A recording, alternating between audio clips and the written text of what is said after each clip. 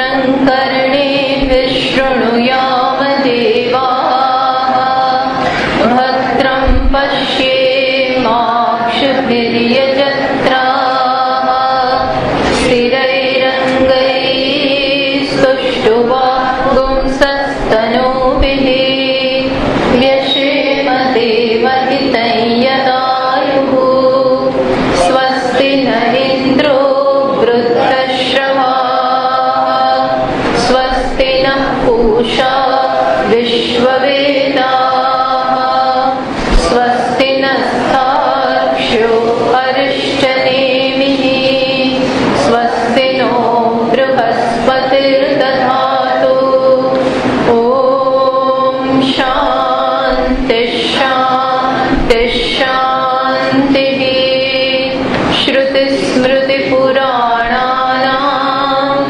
आलयं करुणालयं नमामि भगवत्पादं शङ्करं लोकशङ्करं शङ्करं शङ्कराचार्यं केशवं बादरायणं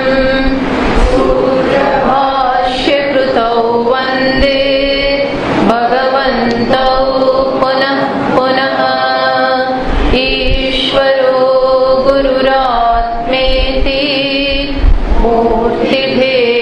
मूर्तिभेदविभागिने व्योमवद्व्याप्तदेहाय दक्षिणामूर्तये नमः प्रज्ञानां शुभ्रतानै स्थिरचरनिकर व्यापिभिर्व्याप्य लोकान् भुक्त्वा भोगान् सविष्टान् पुनरपि धिषणोन् भासितान् कामजन्यान् पीत्वा सर्वान् विशेषान् स्वपिति मधुरभुं मायया भोजयन्नः माया सन्ध्या तुरीयं परममृतमजं ब्रह्म यत्तन्नतोऽस्मि यो विश्वात्मा विदिजविषयान् प्राश्य भोगान् सविष्टान्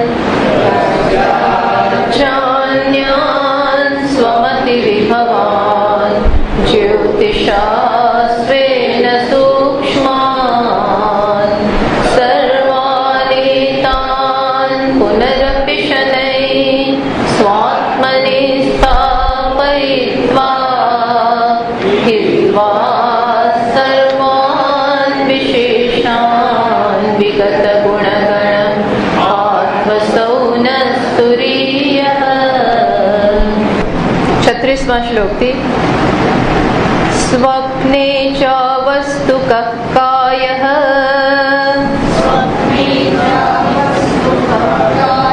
पृथगन्यस्य दर्शनात् यथा कायस्तथा सर्वं चित्तदृश्यमवस्तुकम्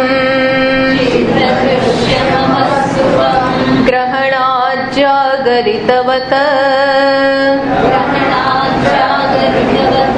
तद्धेतु स्वप्न इष्यते तद्धेतुत्वात्तु तस्यैव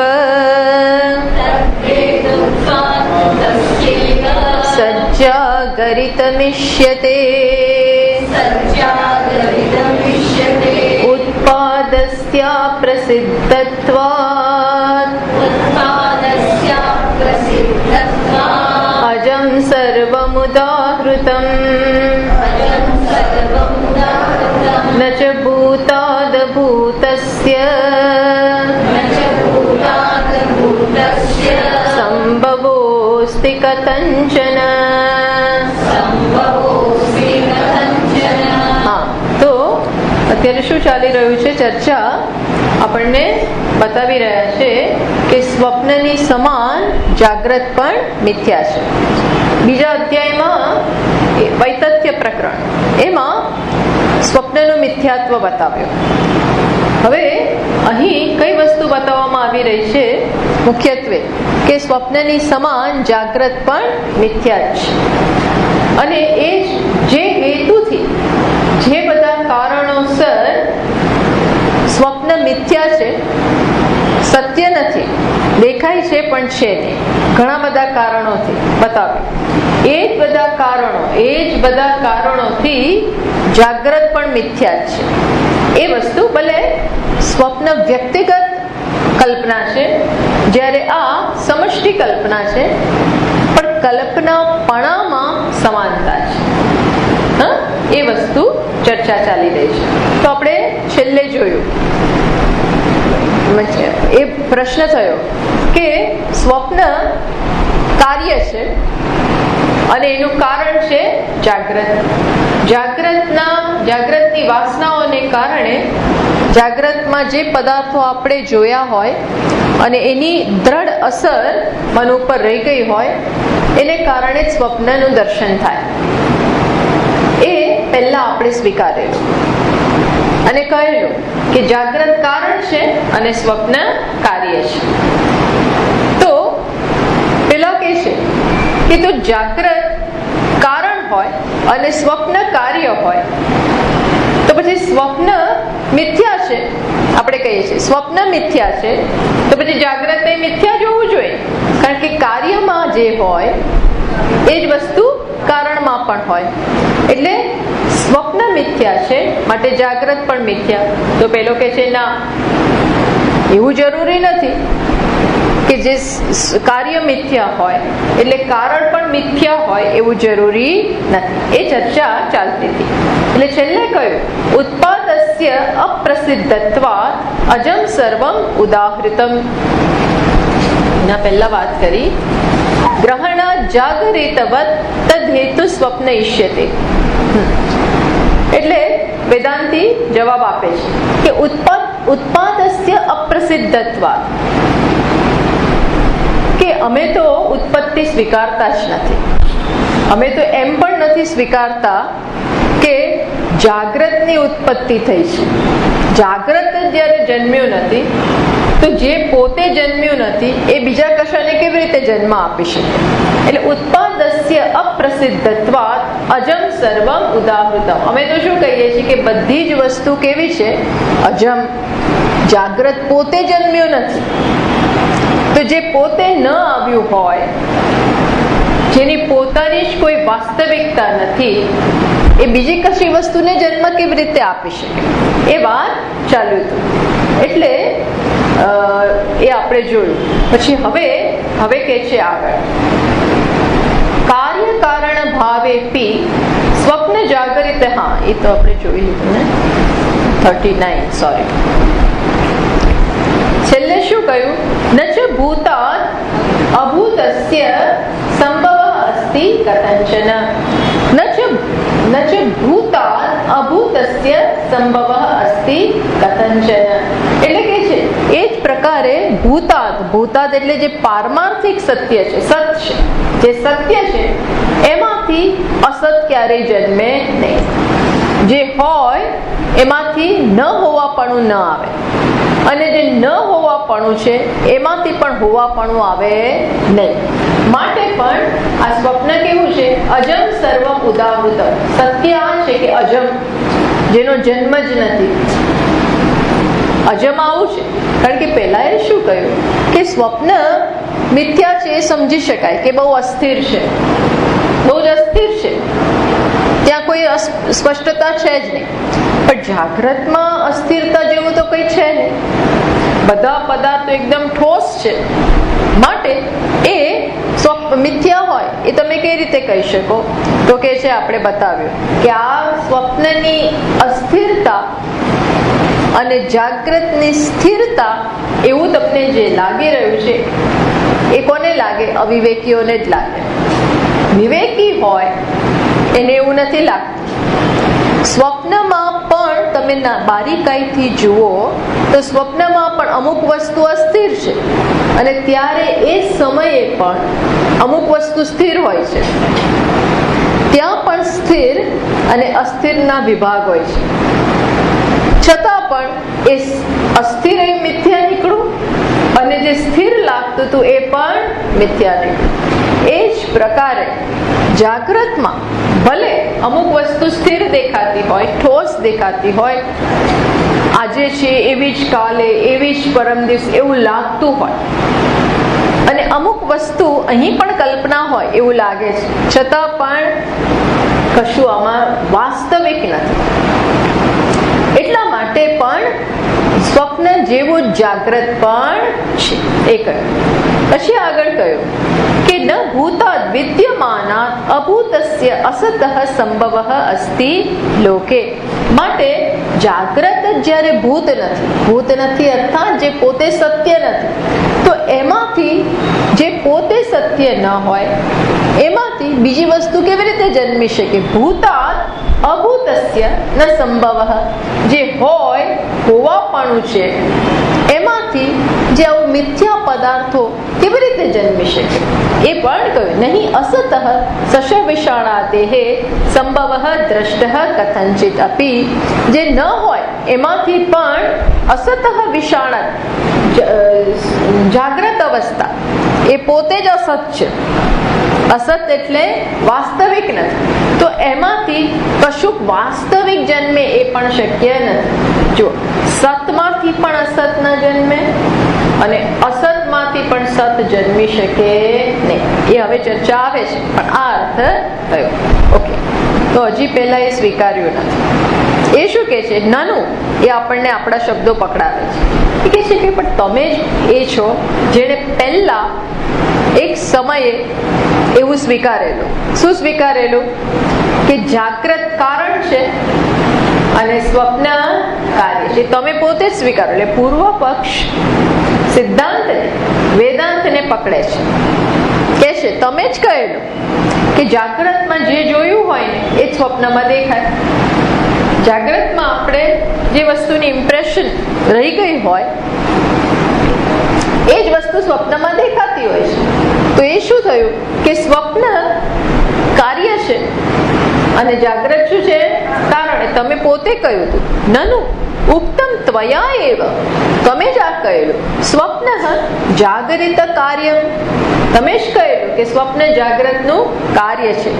ઇતિ તત કથમ ઉત્પાદ અપ્રસિદ્ધ ઇતિ છે. તો પછી તમે કેમ ફરી ગયા અને તમે હવે શું કહો છો કે કશું જન્મ્યું જ નથી, જાગ્રતમાંથી સ્વપ્ન આવતું જ નથી અને જાગ્રત પોતે આવતું નથી, આવું કેમ કહો છો? તમે જ કહેલું કે જાગ્રત કારણ અને સ્વપ્ન કાર્ય, તમે કેમ ફરી જાઓ છો?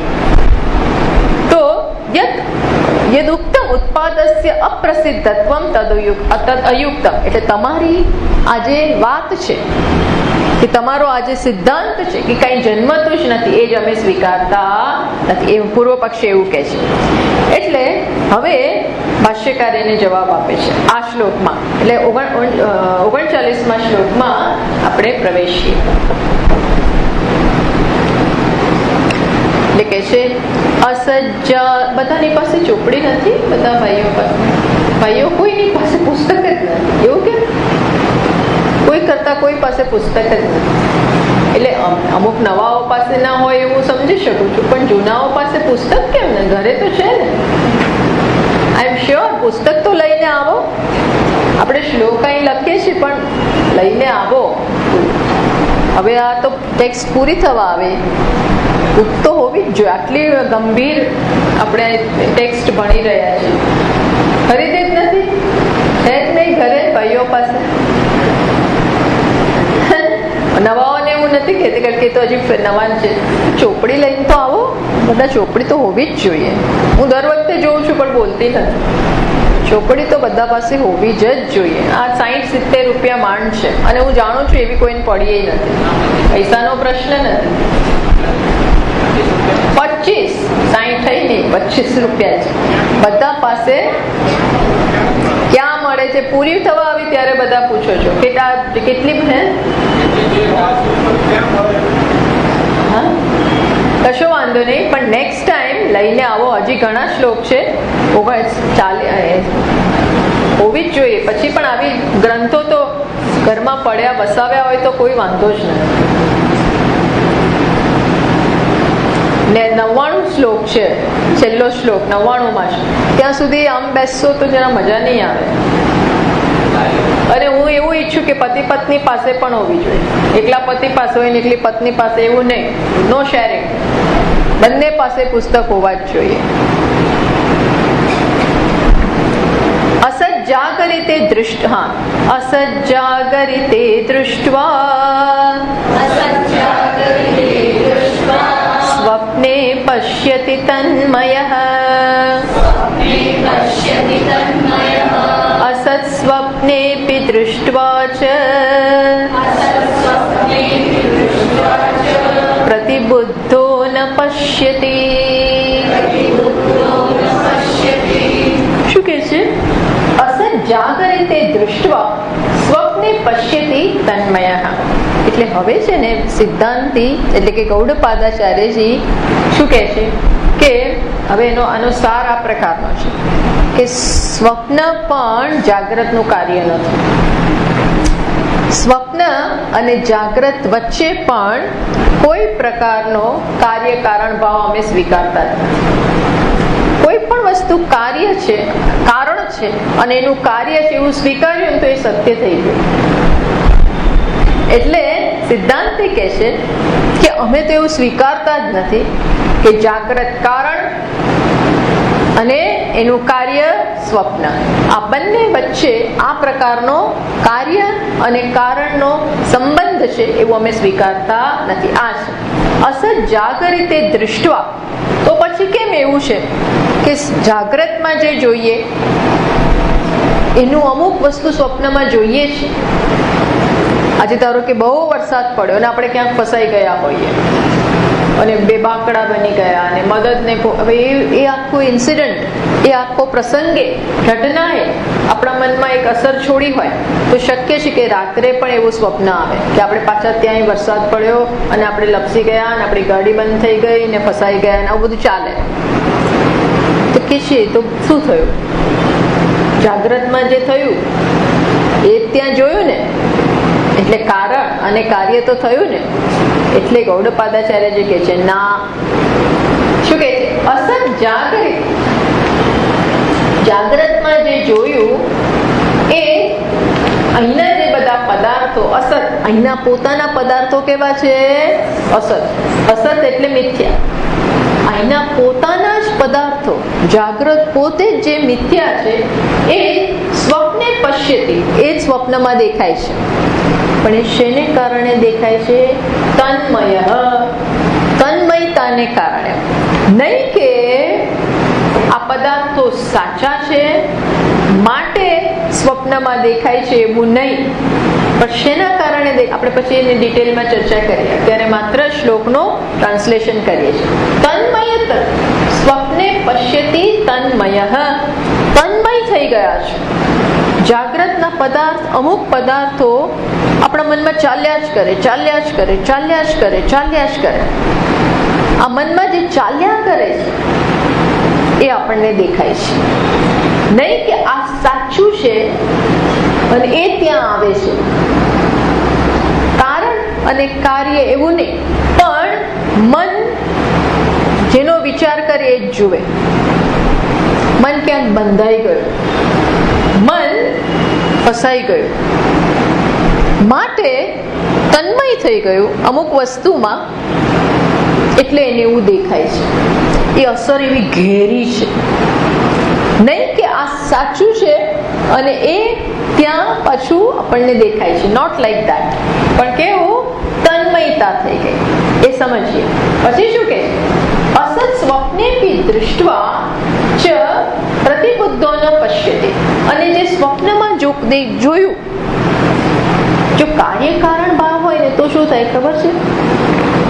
કારણમાં જે હોય એ કાર્યમાં આવે, કાર્યમાં જે હોય એ પાછું ક્યાં દેખાય? કારણમાં. આ દેખાય ઇન ધ સેન્સ ગળામાં જે છે એ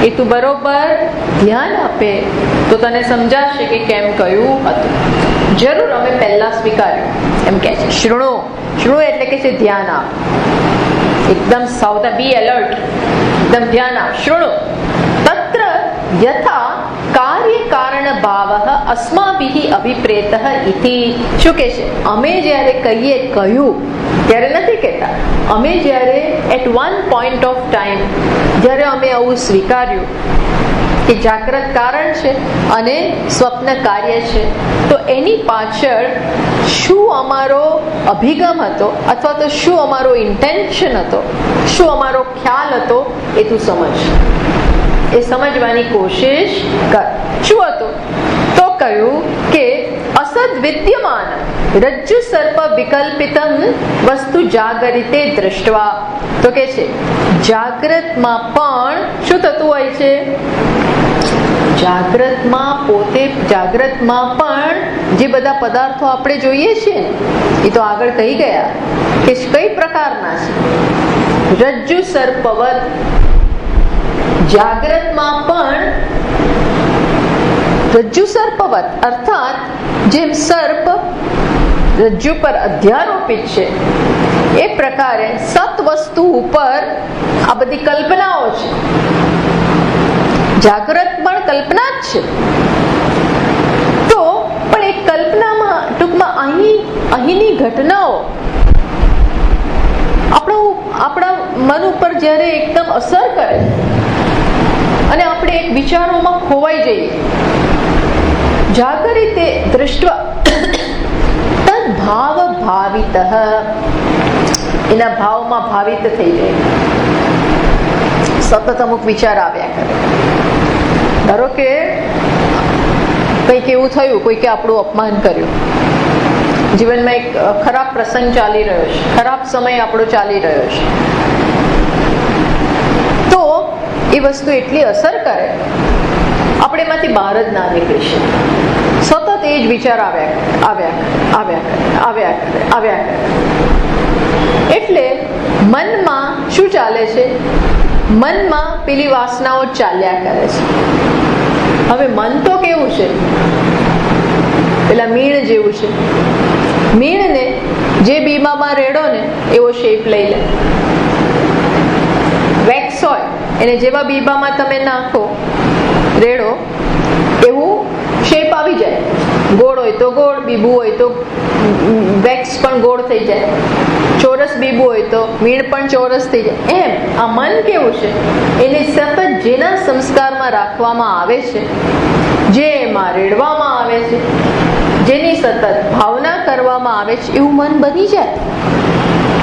બની જાય ઇન ધ સેન્સ એક ચેનલમાં વહે, એક ચેનલમાં વહે. ભગવાને કહે છે ને સદા તદ્ભાવ ભાવિત.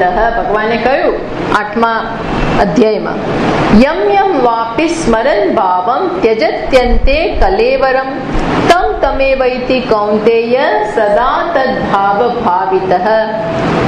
આખી જિંદગી જેના વિચાર કર્યા હોય, જેનું સેવન કર્યું હોય, એ વાસનાઓ, એ વિચારો છેલ્લે આવીને ઊભી રહે. યમ યમ વાપી સ્મરન ભાવમ, યમ યમ ભાવમ સ્મરન સદા તદ ભાવ ભાવિત.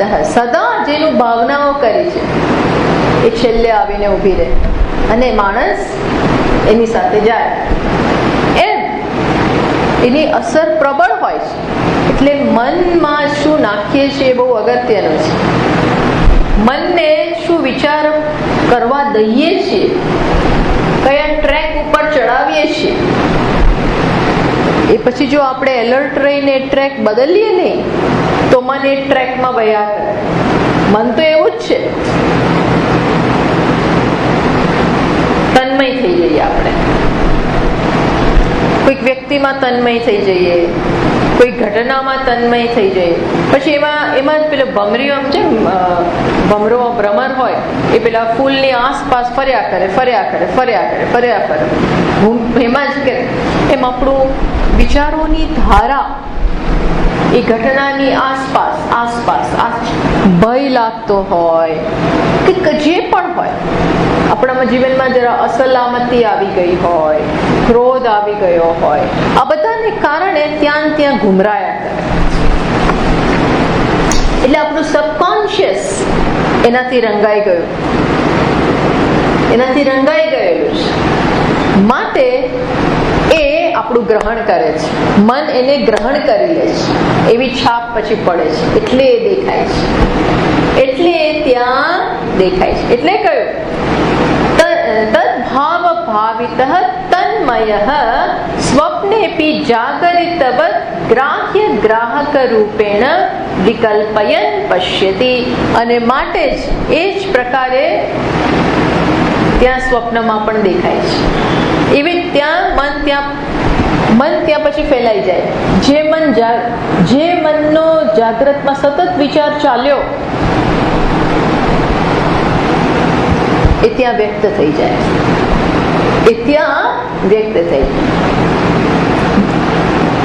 આ સાચું છે માટે ત્યાં આવ્યું એવું નહીં. આ પદાર્થો સાચા છે માટે એ જ કાર્ય રૂપે આવ્યા એવું નથી કહેવા માંગતા. શું કહેવા માંગે છે? આ જાગ્રતના વિચાર, જાગ્રતની ઘટનામાં મન ફસાઈ ગયું, તન્મય થઈ ગયું. ખ્યાલ આવ્યો ડિફરન્સ? સાચું છે માટે કાર્ય નહીં, કાર્ય કારણ નહીં, પણ મન અત્યારે જે વિચારે છે એ જ કેરી ફોરવર્ડ કરે છે. તન્મય તથા અસત સ્વપ્નેપી, પછી ત્યાં અસત સ્વપ્નેપી દ્રષ્ટા. હવે સ્વપ્નમાં જે પાછું બધું દેખાયું, કાર્યકારણ ભાવ હોત તો શું થાય? જે સ્વપ્નમાં જોયું એ જ પાછું જાગ્રતમાં દેખાય તો કે ના, એવું તો બનતું નથી. એટલે કયું? પ્રતિબુદ્ધ સ્વપ્ને અસત સ્વપ્નેપી દૃષ્ટવા. ત્યાં બધું જોયું, અસત એટલે મનના જે તન્મયતા થઈ ગઈ હતી એ જ બધું સ્વપ્નમાં જે જોયું એમાંથી જાગ્યા. પ્રતિબુદ્ધ એટલે જાગવું, અવેક થવું, જાગ્યા. ત્યારે પાછું નથી દેખાતું. ત્યાં આપણે આપણું જાગ્રતમાં જેને બહુ અપમાન કર્યું હોય ને એનું કદાચ આપણે સ્વપ્નમાં આપણે અપમાન કરીએ. આપણા બોસને આપણે જ ખકડાવી નાખીએ. સ્વપ્નમાં આપણા બોસના આપણે બોસ બની જઈએ. પણ જાગ્રતમાં આવીને એવું થાય છે નહીં. પ્રતિબુદ્ધ જાગ્યા ન, પછી હું બોસ નથી, હવે હું તો પહેલા જેવો હતો એવો જ છું ભાઈ. અર્થાત સ્વપ્નનું જાગ્રતમાં કંઈ દેખાતું નથી, અને ધારો કે પણ દેખાય તો પણ ધારો કે દેખાય. ઘણીવાર ઘણા લોકોને સ્વપ્નમાં સાચી વસ્તુ દેખાતી હોય છે, ધારો કે, તો પણ દેખાઈ ગયું તો પણ બધું જ સ્વપ્ન નથી આવતું.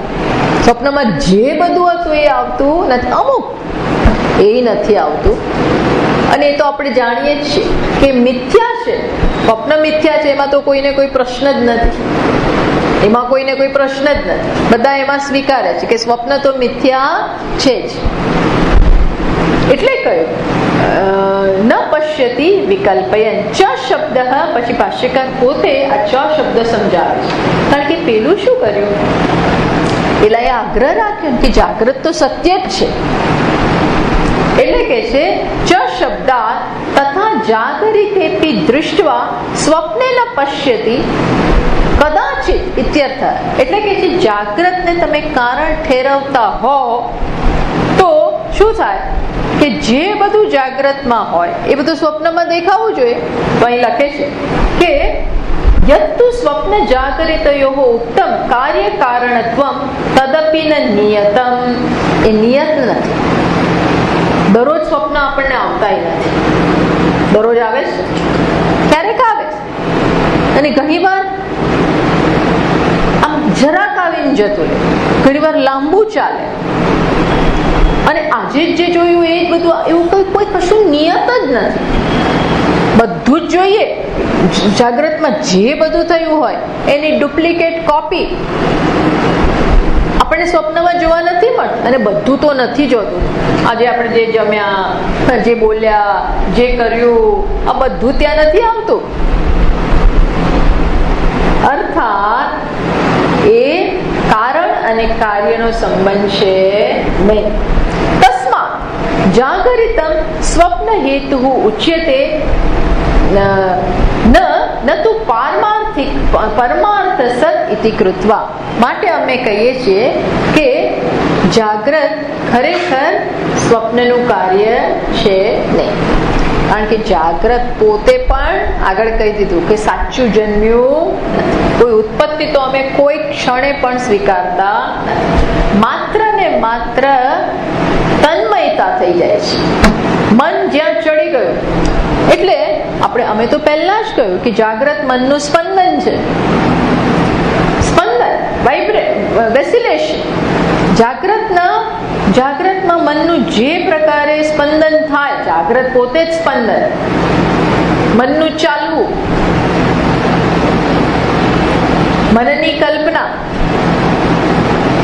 અને એમાં અમુક કલ્પના આપણો કબજો લઈ લે. એટલે આ બહુ સમજવાની જરૂર છે. આના ઉપરથી એક મોટો લેસન મળે છે કે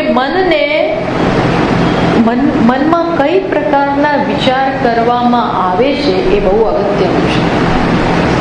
કારણ કે એ જો ગમે તે લાઈન પકડી લેશે અને અનિચ્છનીય વિચારો કરશે, તો પછી એ ટ્રેક ઉપર ચડી જવાશે.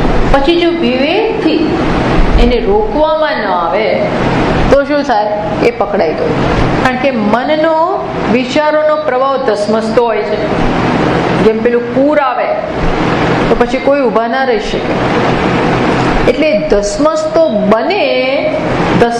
બની જાય, પ્રચંડ બને, પછી તો ભલભલા ફેંકાઈ જાય. આપણે જોયું ને, જે આવ્યું કેદારનાથમાં પૂર, હિમાલયમાં, તેમાં ભલભલું તૂટી ગયું. મકાનો, હોટેલો પડી ગઈ, પત્તાના મહેલની જેમ ફાટ ફાટ ફાટ બધું પડ્યું. એ પૂર, એ પ્રચંડતા ન આવવા દેવી, એ પહેલા એને રોકી દેવું. જો આપણે ન ઈચ્છતા હોઈએ એ આવું થાય, તો એ પહેલા જ મનને રોકી દેવાનું, મનના પ્રવાહને બીજી બાજુ વાળી દેવાનું. એટલે મહાત્માઓ એટલે જપની વાત કરે છે. જપનો પ્રવાહ વેવડાવો. ઓમ નમઃ શિવાય, ઓમ નમઃ શિવાય, ઓમ નમઃ શિવાય, ઓમ નમો ભગવતે વાસુદેવ. ટૂંકમાં આવું કઈ સત્સંગ કરો, શાસ્ત્રનું શ્રવણ કરો, મનન કરો, ભગવાનના વિચારો કરો, કીર્તન કરો, જપ કરો, સારું વાંચન કરો. આ દ્વારા મનને તમે પોઝિટિવ વસ્તુમાં, સાત્વિક વસ્તુમાં રોકો. નહીં તો પેલું પકડી લેશે, એને એમાં ન વહેવા દો. ઘણા લોકોને આપણે જોઈએ છે ડિપ્રેશન આવી જાય. એ ડિપ્રેશન શું વસ્તુ છે? એ મન એ જે વિચારનો પ્રવાહ પકડી લીધો ને છોડતો નથી, છોડી ના શકે. એમાં એવું દ્રઢ થઈ ગયું, પણ ત્યાં અટકી ગયું છે. એ ત્યાં અટકી ગયું છે. એક નેગેટિવ કે જે પણ વિચારધારા પકડાઈ ગઈ, એ હવે એનું સતત આવર્તન કર્યા કર્યું. એટલે મન ત્યાંથી નીકળી શકતું નથી. એટલે પછી એને ભૂલાવડાવવું પડે. એટલે આ ડોક્ટર લોકો શું કરતા હોય છે ખબર છે? આપેલા થેરાપિસ્ટો એમને પહેલા તો ઊંઘવાની જ દવા આપતા હોય છે. એટલે પેલા એના મનને બંધ કરો. બીજું કઈ પહેલા કરતા નથી. આ કઈ કેમિકલ ઇમ્બેલેન્સ થતું હોય, પણ પહેલા તો એ લોકોને આ વિચારધારા જેમ નળ ખુલી ગયો છે ને, પછી ટેપ વહે છે, એ પહેલા એ બંધ કરે. એ લોકોને ઊંઘાડતા જ હોય છે વધારે. તમે જોજો, એ બધી દવાઓમાં ઊંઘાડી દે વધારે. એટલે એના મનને આરામ મળે અને એ પ્રવાહની કન્ટિન્યુઇટી તૂટે. અને પછી બહુ સિટિંગો કરે ને સમજાવે ને બધું ઘણું બધું ચાલતું હોય છે. પણ કહેવાનું અત્યારે આપણું તાત્પર્ય શું છે કે તન્મયતાને કારણે તમને એવું દેખાય છે. અન્યતર પણ આપણા મનમાં જે ચાલતું હોય ને એ જ આપણે જોઈએ. કોઈ માણસ વિશે પણ કોઈ વ્યક્તિ વિશે પણ આપણો એક ખ્યાલ બંધાઈ ગયો, સૌ નકામો જ છે, એ માણસ બરોબર નથી. હોય પણ ખરું એવું, પણ પછી આપણને તો એ જ દેખાય. એ સુધરી ગયો હોય ને પછી 5 વર્ષ પછી એ આવે ત્યારે વ્યક્તિ સુધરી ગયું, પણ આપણને ન લાગે. સિવાય કે વી આર ઓપન, એટલે ઓપન માઇન્ડેડનેસ ની વાત કરે છે કે રિમેઇન ઓપન, તમે ઓપન રહો. ઓપન નથી એનો અર્થ શું છે કે I am not ready to see differently, જુદી રીતે જોવા તૈયાર જ નથી. અહીં એ દ્રષ્ટિએ ગયું એટલે બહુ બ્રિલિયન્ટલી બતાવ્યું કે જાગ્રત સ્વપ્નનું કાર્ય છે, અરે કારણ છે નહીં. તો તમે પહેલા કેમ કીધું, પ્રશ્ન કર્યો, તો પહેલા શું કરવાનું સ્વીકાર્યું અને પછી કેમ ફરી જાઓ છો એમ કરીને વળી પાછું પૂછે છે. તો કે છે પહેલા સ્વીકાર્યું, હા ભાઈ ત્યારે તું હજી સમજવા તૈયાર ન. અને પહેલા વ્યાવહારિક દ્રષ્ટિએ, ઔપચારિક પારમાર્થિક દ્રષ્ટિએ તો અમે સ્વીકાર્યું. સ્વીકારવું કે સ્વપ્ન ઇઝ બીકોઝ ઓફ જાગ્રત, તો જાગ્રત સાચું થઈ જાય, જાગ્રત અવસ્થા સત્ય થઈ જાય. તો જાગ્રત સત્ય હોય એટલે સંસાર સત્ય, જીવપણું સત્ય, ભેદ સત્ય, શોક મોહ આ જગતમાં જે છે બધું સત્ય. તો પછી આત્માની સ્વતંત્રતા ક્યાં રહી, અદ્વૈત ક્યાં રહ્યું, આનંદ સ્વરૂપ આત્મા ક્યાં રહ્યો? આત્મા અનંત છે, સ્વતંત્ર છે, એકમાત્ર છે. માટે આ જગત તો છે જ નહીં, ભેદ છે જ નહીં, સંસાર છે જ નહીં. એટલે અમે તો એ સ્વીકારતા જ નથી કે છીએ, પણ વ્યાવહારિક દ્રષ્ટિએ તને સમજાવવા માટે ક્ષણ પૂરતું વ્યવહાર દૃષ્ટિયા માત્ર સ્વીકાર્યું. રિયાલિટીના પોઈન્ટથી નહીં. એટલે કે છે વ્યવહાર દ્રષ્ટિયા કાર્ય કારણત્વમ સ્વપ્ન જાગૃતયો ઉક્તમ. વ્યવહાર દ્રષ્ટિયા માત્ર ક્ષણ માટે સમજાવવા માટે કે તો પછી સ્વપ્ન કેવી રીતે આવે, તો કે જાગ્રતને કારણે. તો જાગ્રત કારણ કે ત્યારે તો આપણે એકડે એકથી બતાવવાનું હતું. શું બતાવવાનું હતું? પહેલા તો એ જ સિદ્ધ કરવાનું હતું કે સ્વપ્ન મિથ્યા છે, અને એ સીધું જ તમે બતાવો કે આ જાગ્રત અવસ્થા મિથ્યા છે તો સમજાય. એટલે એકડે એકથી શરૂ કરવાનું. ક્યાંથી શરૂ કરવાનું હતું? સ્વપ્નમાં તું જા ભાઈ, સ્વપ્ન કેવું છે? કારણ કે અમુક લોકો ચેમ્પિયનો એવા છે કે જે સ્વપ્નને મિથ્યા સ્વીકારતા નહોતા. એ કે જે સ્વપ્ન સાચું છે. એટલે આપણે ક્યાંથી શરૂઆત કરી? કેવી રીતે સાચું હોય ભાઈ? તે જગ્યા છે અંદર, આ બધું જે દેખાયું સ્વપ્નમાં એની જગ્યા છે, હિમાલય દેખાયો અંદર હિમાલયની જગ્યા છે, ઓકે નથી, તો કે મિથ્યા. પછી શું? ઉઠીને તું ત્યાં જ હોય છે? સ્વપ્નમાં તું ગુવાહાટીમાં હતો, ઉઠીને ગુવાહાટીમાં છો? ઉઠીને તો અમદાવાદમાં છો, વેજલપુરમાં. ક્યાંથી આવ્યો ગુવાહાટી? ના હું ગયો હતો. જઈને આવી શકે રાતોરાત? ગુવાહાટી પહોંચતા જ 4 દિવસ થાય. કેવી રીતે તું આ બધા દલીલો કરી અને ત્યાં શું બતાવ્યું કે સ્વપ્ન મિથ્યા છે. ધેન નેક્સ્ટ સ્ટેપ, જેવું એ મિથ્યા એ પ્રકારે આ પણ મિથ્યા. પણ પેલાના જેવું એટલા માટે તેને ક્ષણભર વ્યાવહારિક દ્રષ્ટિથી જાગ્રતને સત્ય સ્વીકાર્યું. નતું તત્વ દૃષ્ટ્યા, તાત્વિક દ્રષ્ટિથી અમે ક્યારે પણ એ સ્વીકાર્યું નથી. તત્વ દ્રષ્ટ્યા તો અપ્રસિદ્ધમ એવ ક્વચિદપી કાર્ય કારણત્વમ ઇતિ વદન. એ ક્યારેય પણ આ બંને વચ્ચે ખરેખરો કારણ કાર્યનો સંબંધો અમે સ્વીકારતા નથી. તો પેલો હવે નવી વસ્તુ લઈને આવે છે કે ના સારું, સતમાંથી અસત ન જન્મે અને અસતમાંથી સત ન જન્મે તો અસતમાંથી શૂન્ય તો જન્મે ને. હવે નવી વાત લઈને આવે છે. અજ્ઞાનાદ અવસ્તુ એવ કાર્યમ ભવતી ઇતિ મતમ અજ્ઞાનાદ અવસ્તુ એવ કાર્યમ, કાંઈ નથી એમાંથી તો કંઈક જન્મે ને, એવો એક નવો મત લઈને આવે છે. એટલે હવે 40મા શ્લોકમાં કઈ વસ્તુ સંભવિત નથી, કઈ રીતે ઉત્પત્તિ શક્ય જ નથી, 4 પોસિબિલિટી. જે પોસિબિલિટી આવશે આવું હોય તો થાય, આવું હોય તો થાય, આવું હોય તો થાય, એ જેટલી પોસિબિલિટી શક્ય છે એ બતાવી દેશે. અને પછી કહેશે આ એક પણ રીતે ઉત્પત્તિ શક્ય છે નહીં. એટલે ચલો 40મો શ્લોક વાંચીએ. ની ચર્ચા આવતા વખતે એટલું એક વખત આ બધું જો ક્લિયર થઈ ગયું, અત્યારે જે ચર્ચા ચાલે છે ને અઘરી લાગે, ક્લિષ્ટ લાગે, પણ આ સમજાઈ ગયું તો ફરી પાછું તમારા મનમાં એવું માનવાની ભૂલ ન થાય. ભલે ઇમોશનલી કદાચ માનીએ, લાગણીના સ્તરે, પણ બાકી બુદ્ધિથી આપણે ક્યારેય આ જગતને સત્યતા ન આપીએ. અને બુદ્ધિ ઠેકાણે હોય તો આપણે જોઈ શકીએ કે આ જગત શક્ય જ નથી. એટલે 40મા શ્લોકમાં કહેશે કે આટલી પોસિબિલિટી છે. અસતમાંથી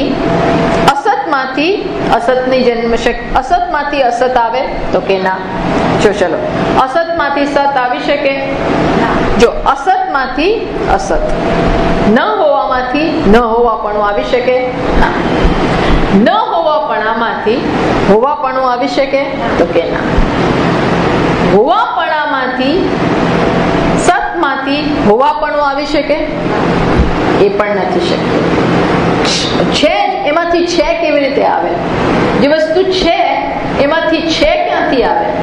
છે જ. એટલે સતમાંથી પણ સત ના આવે તો સતમાંથી અસત આવે તો કે ના. અસતમાંથી સત આવે તો કે ના. આ એકી રીતે અસતમાંથી અસત નહીં, અસતમાંથી સત નહીં, સતમાંથી સત નહીં અને સતમાંથી અસત પણ નહીં. આ 4 પોસિબિલિટીઓ આપણે આવતા વખતે ચર્ચા કરીશું.